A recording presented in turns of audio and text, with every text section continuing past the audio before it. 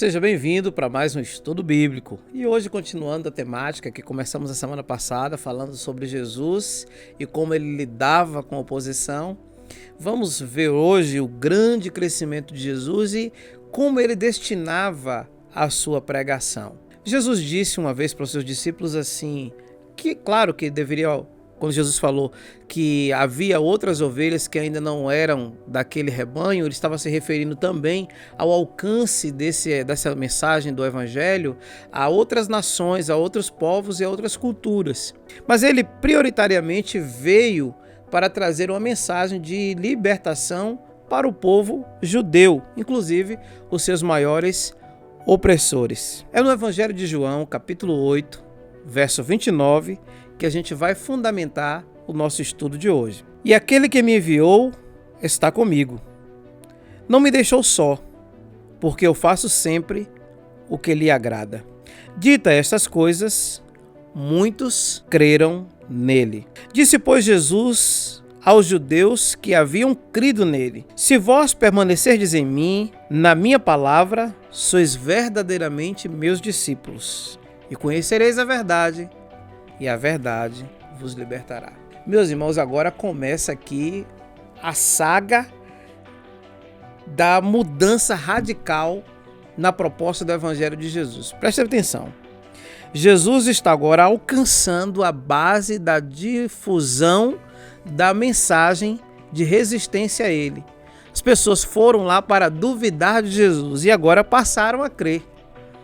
Elas foram implantadas, direcionadas para sondar Jesus e levar a notícia para os sacerdotes e religiosos que espreitavam Jesus. E a partir desse momento que eles escutam a Jesus, essa palavra de Jesus entra no coração e muda completamente o entendimento deles. Tanto é que o texto diz aqui, os judeus que creram nele depois de ouvi-lo. E Jesus disse assim, vocês serão meus discípulos se vocês realmente estiverem fundamentados no que eu estou dizendo. Ou seja, Jesus está dizendo, a partir de hoje, vocês têm um significado. Vocês que andavam procurando uma resposta, procurando algo concreto para seguir, a partir de hoje eu estou apresentando para vocês com a minha vida, com a minha maneira de ser e com a mensagem que eu prego e com a obediência que eu tenho ao Pai, algo que modifique a vida de vocês. E aqui nesse texto, sagrado texto, que é muito conhecido, João 8,32, é nesse contexto que Jesus diz assim, e conhecereis a verdade vos libertará. Jesus está dizendo isso, era para os judeus que estavam seguindo uma inverdade ou uma pseudo-verdade. A partir desse momento, o caldo engrossa e a resistência fica maior, porque até aqueles que iam direcionados como espiãos para tentar encontrar Jesus em alguma contradição, de repente passou a segui-lo. E aí entra um fato muito interessante. O que era que Jesus tinha que atraía tanto, que mudava o coração das pessoas? A semana passada nós falamos que Jesus estava no meio do povo, que Jesus tinha uma ação de racionalidade, de levar as pessoas a pensarem pelo que elas estavam fazendo algo ou desenvolvendo uma missão. E terceiro, a gente viu que Jesus ele intervinha das questões de dores que as pessoas enfrentavam. Mas agora, o forte de Jesus aqui nesse contexto é um ensino relevante para mudar o entendimento do fanatismo.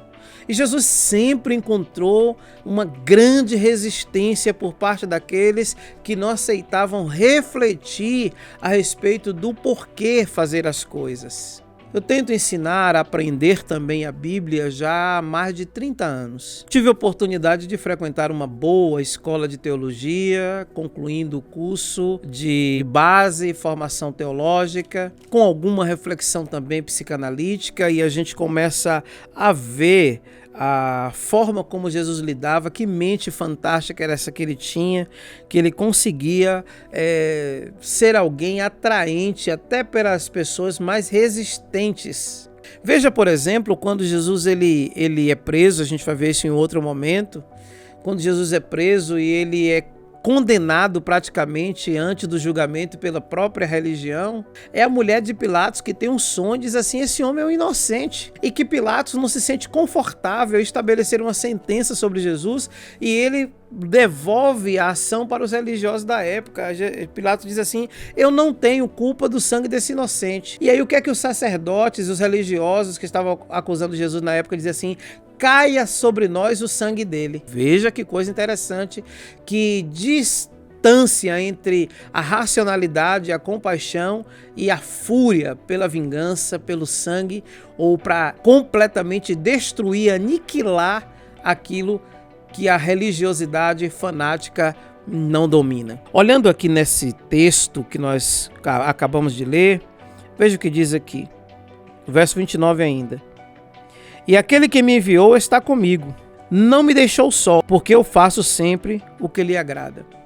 O que é que Jesus diz assim para aquelas pessoas que estavam tentando analisar o que ele vivia, o que ele praticava como verdade do evangelho, como mensagem para a sua vida, e o que ele dizia, o que ele fazia e o que ele dizia? Jesus então fala para aquelas pessoas: eu não estou só, mas eu não estou só porque eu faço o que agrada ao meu Pai. Agora imagine o seguinte: Jesus senta com pecadores, Jesus vai na casa de Simão, Jesus vai numa festa social transformar água em vinho, Jesus ele conversa com os pecadores, Jesus conversa com Maria Madalena, Jesus ele tem uma vida social plena, ele tem uma vida pública plena e ele tem uma vida com Deus plena e intensa também. E as pessoas não conseguiam entender isso porque naquela época, e no século XVII também era assim, ou a pessoa estava com Deus ou ela estava no meio do povo. Jesus é alguém que está completamente com Deus, além de ser o próprio Deus, ele está completamente no meio do povo. E aqui entra uma nova abordagem. Quando se está cheio de Deus de verdade, não se odeia as pessoas de fato. E aí, quando os fariseus eles mandavam alguém para apertar, para trazer alguma dificuldade para Jesus, Jesus estava pleno, sereno, porque ele estava cheio de Deus para lidar com os conflitos e estabelecer a sua paz interior. Olhando para esse texto, a gente interpreta aqui que a ação de Jesus é a plenitude de Deus na sua vida e com essa plenitude ele lida calmamente e tranquilo com aqueles que são resistentes a ele. E ele diz para esse povo: e conhecereis a verdade e a verdade vos libertará. Nada é mais forte do que a verdade. E a verdade, para ser clara, precisa de duas coisas: clareza e tempo. O tempo é elucidador da verdade. Então não se preocupe com quem anda na mentira. O tempo vai dizer quem é quem. E o tempo provou que Jesus ele foi inocentemente julgado, condenado e assassinado por aqueles que deveriam abraçá-lo como representante de Deus. Vamos encerrando o nosso estudo por aqui hoje e desejamos a você que continue aqui com a gente. Quero te pedir para você dar um like nesse vídeo de hoje, você nos ajuda muito dando like. Se você quiser deixar um comentário, ajuda mais ainda, isso gera engajamento na página, engajamento no nosso canal. Então comenta alguma coisa, se quiser fazer uma crítica, faça alguma crítica. Se tiver alguma sugestão de alguma ideia, participe aqui comigo, vamos interagir, porque é muito interessante a sua participação comigo. Se não é inscrito no canal, já se inscreve e aperta o sininho para que você seja notificado e avisado toda semana que publicarmos vídeo novo. Próxima quarta-feira estaremos de volta, eu aqui, você aí e juntos estudando a palavra.